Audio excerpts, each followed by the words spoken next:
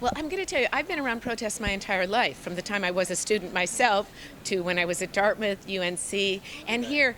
And I really believe that if you're at a university where students don't protest sometimes, I don't know what that university is. So I think the important thing is to understand we want to be open to democracy in our universities. We need to show the world how to do it. And protests can take place. There has to be a space. I tried to give a little bit of time for people's voice, but I think it has to be part of what we do. So I look at it that way, but there has to be follow-up. So if you have protests, you want to find out how can we work with people, what are we doing, what are the issues, but you don't try to stop protest that way.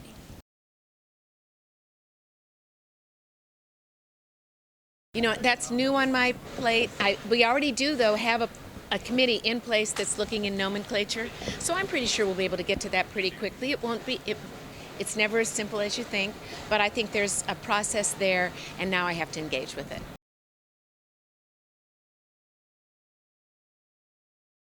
Actually, I don't think I'm going to pick one as what I think is it's the whole, but I guess, I start with the aid, the affordability, accessibility, because it's so immediate. But you have to do it, that's going to take time. All decade we're going to be working on that, and we need to sort of decide, how do we do it? Who's in greatest need? How do we make that progress? Because I think by the end of the decade we'll be much further along, and maybe much sooner. Sustainability needed to start yesterday, so we started just last week with the change in the way we're subsidizing transit. I'm going to go to the climate protest. I just think we need to get moving.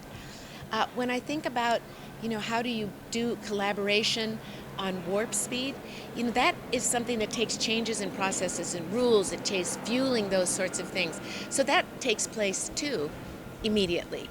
And I guess I talked about building the urban future and being part of this service connection.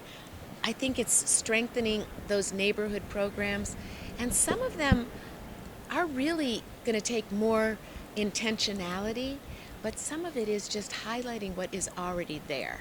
So it's all of those things.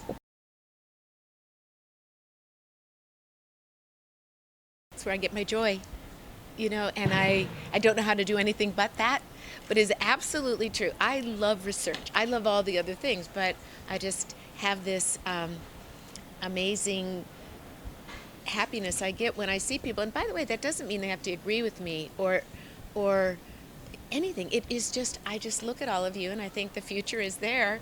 I'm an educator and a scientist because I think about the future, so it draws me.